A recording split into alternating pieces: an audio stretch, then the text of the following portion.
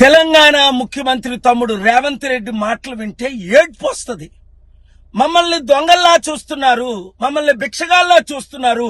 ఢిల్లీలో మాకు అపాయింట్మెంట్ లేవు, విదేశాల నుంచి డబ్బు తేలేము, శాలరీలు కట్టలేము, మమ్మల్ని మొక్కలు చేసుకొని తిన్నా. వినండి, రాష్ట్రం ఆర్థికంగా బాగా లేదు, అప్పు పుడతలేదు, అనా పైసా ఎవడు ఇస్తలేడు. ఎవరినన్నా కలవడానికి పోతే బ్యాంకర్లు దొంగలను చూసినట్టు చూస్తున్నారు తెలంగాణ రాష్ట్ర ప్రతినిధులను. ఎవడు ఢిల్లీకి పోతే అపాయింట్మెంట్ కూడా ఇస్తలేడు, వీడు వస్తే చెప్పులు కూడా ఎత్తుకపోతాడేమో అన్నట్టుగా ఆ పరిస్థితి ఉంది దేశం ముందల. అప్పు పుడితే నేను కూడా ఏదో ఒకటి చేసి తెచ్చిచ్చేటను, అప్పు పుట్టట్లేదు, ఎవడు బజార్లో నమ్మడం లేదు. స్వీయ నియంత్రణనే దీనికి పరిష్కారము. ఉన్నంతలో గౌరవంగా సంసారాన్ని నడిపితే బజార్లో ఎవడైనా నమ్ముతాడు. వీధికెక్కి రచ్చ చేసుకుంటే కుటుంబం పరువు బజార్లో పడేసుకుంటే ఎట్లుంటుందో, ఉద్యోగ సంఘ నాయకులారా, రాష్ట్ర ప్రభుత్వం అనేది మన కుటుంబము. ఈ పరువును బజార్లో మీరు పడేస్తాము అనంటే కుటుంబ పెద్దగా వద్దు అని నేను విజ్ఞప్తి చేస్తున్నా.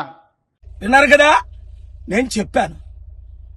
పాత అప్పు తెలంగాణ 7 లక్షల కోట్లు, తమ్ముడు రేవంత్ రెడ్డి ముఖ్యమంత్రి అయిన తర్వాత 2 లక్షల కోట్లు. ఈ 10 లక్షల కోట్లకు వడ్డీ ఎవరు కడతారు? అదే పరిస్థితి ఆంధ్రప్రదేశ్ లో కూడా. తెలుగు ప్రజలారా, ఈ ముఖ్యమంత్రులు మారి నాతో పాటు గత వారం వాషింగ్టన్ డీసీలో, అమెరికాలో, 2 వారాల క్రిందట టర్కీ, యూరప్ లో సమిట్లకు వచ్చుంటే 100,000 కోట్లు, కనీసం సంవత్సరానికి 1,02 కోట్లు తెచ్చుకున్నా నిరుద్యోగులు ఆత్మహత్య చేసుకోరు, రైతులు ఆత్మహత్య చేసుకోరు, జీతాలు ఉద్యోగస్తులకు ఇవ్వచ్చు, ఇన్వెస్ట్మెంట్లు తేవచ్చు, అభివృద్ధి చేయొచ్చు. అంటే కలుద్దాం అంటారు, మరి కలరు. వాళ్ళు కలిసేటట్టు ప్రార్థించండి. ఈ వీడియో వారికి చేరేటట్టు ప్రతి మీడియా బ్రాడ్కాస్ట్ చేయండి, షేర్ చేయండి. లేదంటే ఇప్పుడున్న రాజకీయ నాయకులు చిత్తుగా అన్ని పార్టీలు ఓడించి ప్రజాశాంతి పార్టీని గెలిపించి రాష్ట్రాల్ని, దేశాన్ని కాపాడుకుందాం. Thank you very much. Share చేయండి, లైక్ చేయండి, సబ్స్క్రైబ్ చేయండి.